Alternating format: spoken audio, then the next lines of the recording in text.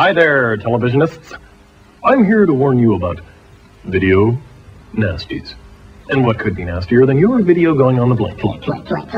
This could be bad news if you buy a video, but no problem if you rent one from...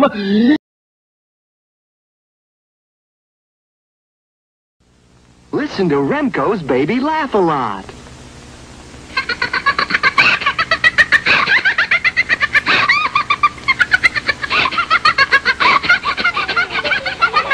You're listening to Baby Laugh a Lot. She's the funniest doll you've ever seen. Just push the button and she starts to giggle. Get Baby Laugh a Lot by Remco. Hey, what's up, Internet Web? It's Zoe Bella, and I present to you Bizarre Internet Vision from a creative mind, my longtime friend, Benny Gooselin. A Bizarre IV will bring you the best in the strange and bizarre, from aliens to UFOs to paranormal, from classic sci-fi, even horror movies. So sit back, relax, and enjoy the insanity.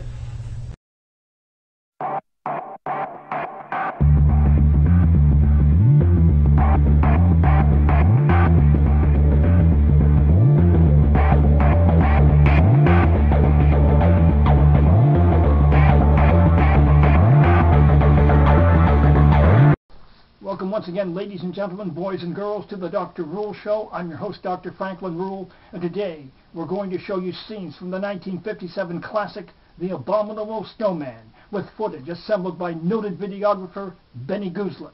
The film stars Peter Cushing and Forrest Tucker and was shot in the Swiss Alps, not the Himalayas.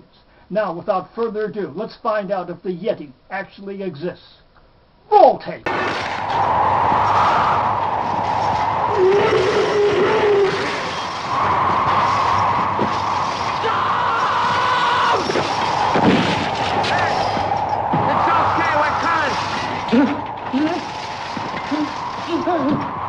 Stop! I can't see a thing. Robinson, keep together. Turn!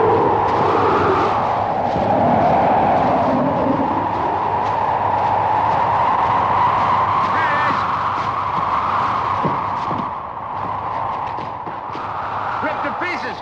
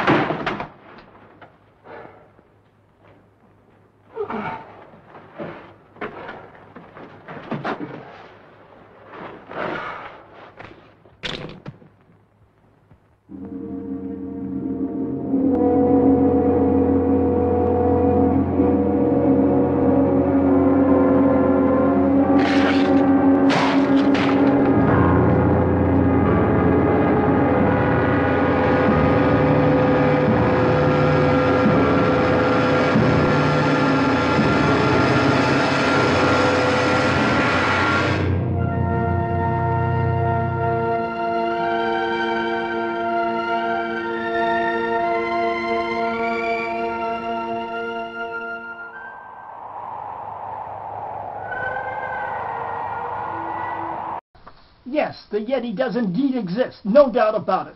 Now, superb film. My only objection was that at the end we did not see the full face of the Yeti. We only saw that in shadow, and we sci-fi and horror buffs want to see the creatures throughout the film and their entire faces.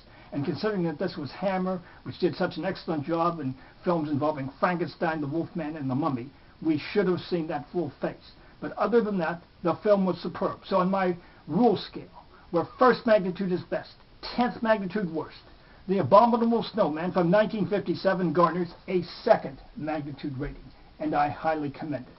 By the way, Forrest Tucker was added to the cast of this English film so they could market in the States. Now, a trivia question regarding Bigfoot. Let me extricate it here from its paper prison. The question: what is the Bigfoot called down under in Australia? Multiple choice, inverse alphabetical order. Is that the Yowie, the Yeren, the Magoi, or the Almasti? Now the prize, the only prize for the correct answer, 1 pat on the back that you'll have to administer to yourself. Now, do I believe that the Bigfoot exists? I do indeed. Back in 2005 for the TV show A Current Affair, I flew up to northern Manitoba to hunt for Bigfoot. This was based on a videotape taken by a bargeman of a Bigfoot apparently coming out of hibernation. And I should say to start with, in flying from Winnipeg up to Norway House, the Indian village, I was most impressed with the forestation. On the left, the right, northwest, east, south. You could have had 100 Bigfoot creatures easily hidden within and surviving. And then when we tried to track it, we found that the brush was almost impossible to tread through. Now, the Bigfoot has adapted to this, but those pursuing him would have difficulty finding and capturing him. Now, skeptics ask, if the Bigfoot exists, why has not a cadaver been found? Well, I point out that we walk down the street every day and we don't see dead birds or dead raccoons or squirrels, and we do know they die. There's a recent study done showing how long it takes a dead deer to deteriorate in the wild.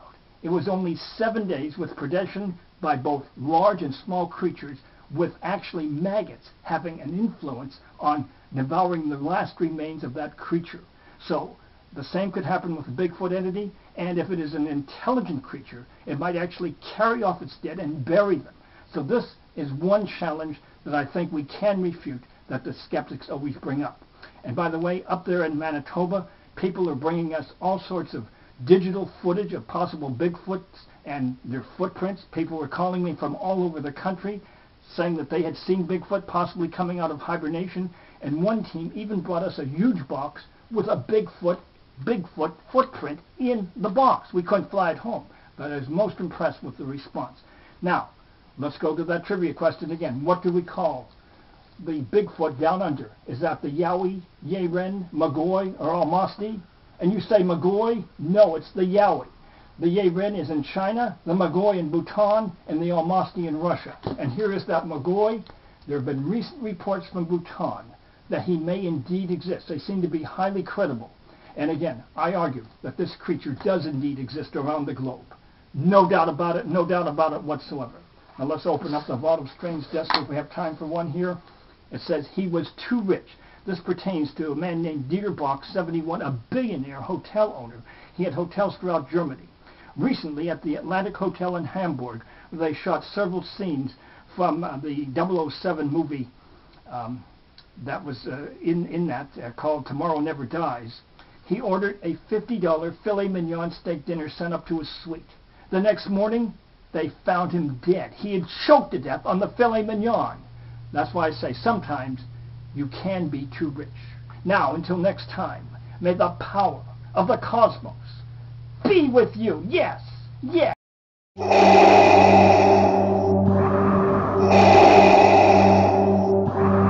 Give yourself to the dark side.